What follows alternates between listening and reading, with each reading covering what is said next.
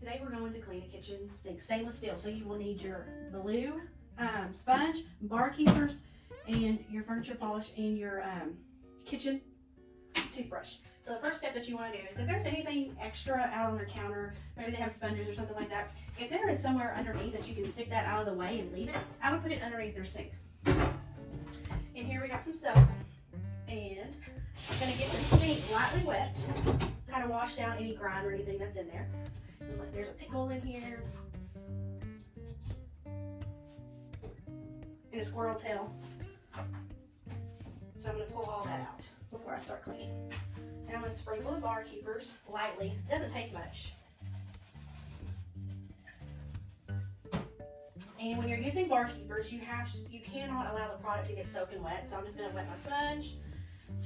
And I'm not wetting the sink again. I've already wet the sink before I apply the product. And then I'm going to scrub with the rough part of the blue sponge. And I'm going with the grain. So I can see the stainless steel grain goes left to right. And most sinks do that. If you make swirls or you go against the grain, it will cause scratches. If you get to where you need to add some water, then just get your sponge wet.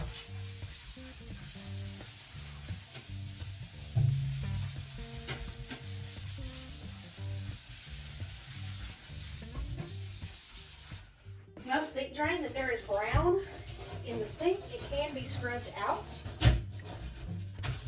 And that's why we have our brush.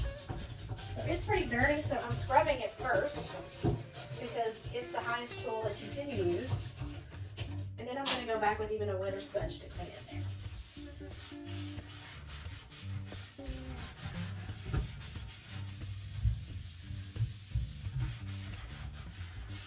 But you should be able to remove everything that is brown.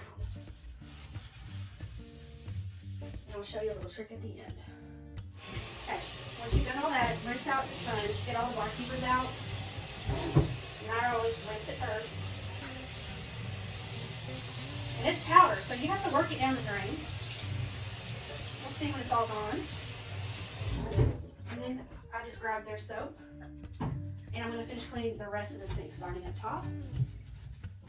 See their nozzle, there's some crumbs there. Also the bottom, scrub that.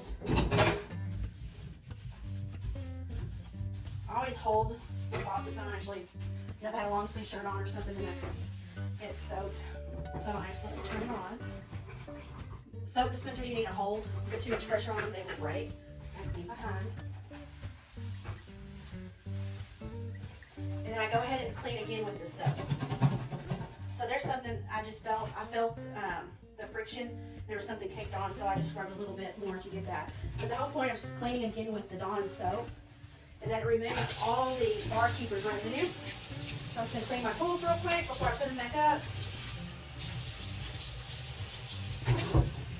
Rinse out the sink. I'm not going to rinse the top of the sink out. I mean the top, just the base. And then I'm going to let all the water flow out. And I'm going to start drying.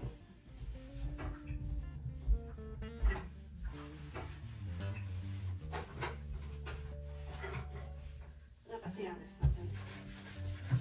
Let's have some right here.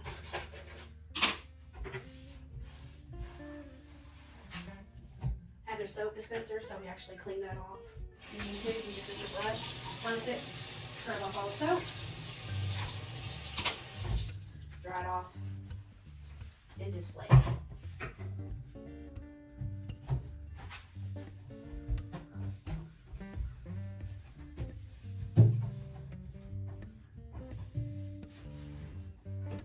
Then I take a clean part of my rag, not the little section that I just cleaned, and I spray some furniture polish, and that is actually going to shine it up.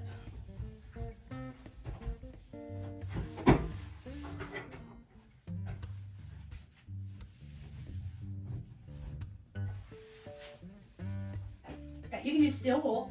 I would pinch off a little piece that you would throw away, because once it's wet, once this product is wet, it will rust. And so there's probably some moisture in the drain, and so you can't put that back in the bag because it will rust the whole thing. So just on the drain part, you cannot use steel wool anywhere else on the sink because it will scratch it. Drains are more like steel. This is like steel material. This is stainless steel, so it's two different materials. You can polish your drains with this to get everything out of the bottom that your brush and your sponge won't fit.